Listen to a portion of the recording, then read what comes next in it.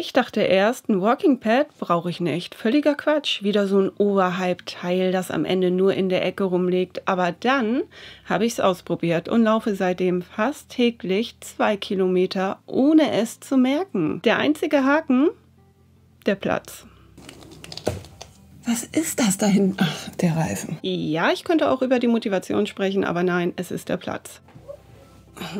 Ich musste die Couch erstmal höher stellen, damit es drunter passt. Und vor allem wiegt das Ding 32 Kilo, die ich alleine in den 3. Stock tragen sollte, weil der Kurierfahrer abgehauen ist. Er ist abgehauen. Er hat das gesehen und hat gesagt, macht er nicht. Ich stand da mit meinem Walking Pad, 32 Kilo, und habe mich gefragt, mein Ernst? Mein Ernst? Ja. Und seitdem bin ich stolze Besitzerin eines Walking Pads. Manchmal habe ich das Gefühl, ich brauche eine größere Wohnung. Nicht, weil ich Kinder habe, sondern weil ich ein Walking Pad habe. 6 Wochen vor dem Urlaub habe ich das Walking Pad in meine Routine eingebaut. Und es war das Beste, was ich machen konnte. Es war wirklich das Geld wert.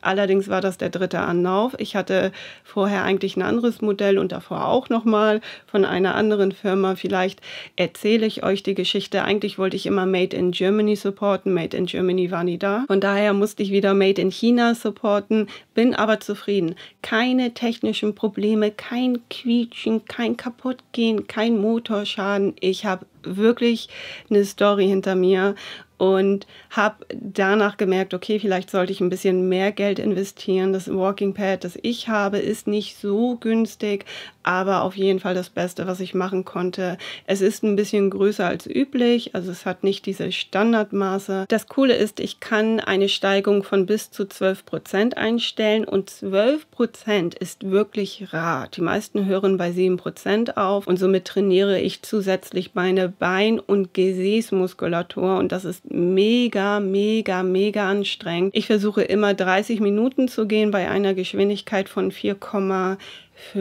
4,3 manchmal. Also ich gehe etwas schneller. So schaffe ich um die 2,2 Kilometer und verbrenne angeblich um die 170 Kalorien. Ob das alles korrekt ist, weiß ich nicht. Ich laufe in meiner eigenen Wohnung fast 9 Kilometer. In der Woche, ne? Also 4-mal, ja, sind fast 9 Kilometer.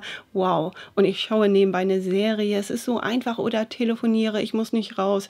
Egal, ob es regnet, stürmt oder schneit. Ja, ich bin faul. Ich bin wirklich wetterabhängig. Also ich bin wirklich so ein Wettermensch einfach. Das ist das Ergebnis nach 30 Minuten gehen. 12% ist echt nicht ohne, finde ich, aber ich habe es geschafft. Ich habe mir ein Walking Pad gekauft, weil ich gemerkt habe, dass es meiner Verdauung sehr gut tut. Das ist ein absoluter Gamechanger. Mir ging es weniger um die Figur, ne, um das Abnehmen. Im Urlaub laufe ich immer sehr viel, teilweise um die 6 Kilometer und habe nie Probleme mit der Verdauung. Nie.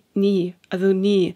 Und somit kam ich dann auf die Idee, ja, ein Walking Pad zu kaufen. Klar kann ich auch ohne Walking Pad hier durch die Wohnung rennen, aber das ist, nee, komm, ne? Also irgendwie weiß ich nicht. Mit meiner Walking Pad Routine habe ich bis heute 7 Zentimeter am Unterbauch verloren. Einfach so. Ich mache keine Diät. Ich renne einfach nur 4-mal pro Woche. Mehr mache ich nicht. Oder ne, ich gehe, nicht rennen, ich gehe. Das ist krass, oder? Und 2 Wochen habe ich nicht trainiert. Da war ich im Urlaub. Bald fliege ich wieder in den Urlaub. Ne, demnächst mit meiner Familie. Und ich habe mich nur einmal im Monat gemessen. Ne, also am 3. Tag nach der Periode. Macht man das eigentlich so? Ich weiß es gar nicht. Ach, egal. Es ist für mich eine gute Ergänzung im Alltag. Gerade dann, wenn ich keine Lust auf Hula Hoop habe oder Vibrationsplatte, ne, so ein bisschen Abwechslung. Es ist sicher unter meiner Couch, da passiert nichts. Aber ehrlich, 32 Kilo, hätte das Gerät nicht ein bisschen leichter sein können? Also minimal. Minimal. Mein Walking Pad ist auf jeden Fall eine Bereicherung, aber man braucht definitiv nicht nur Disziplin, sondern auch Platz.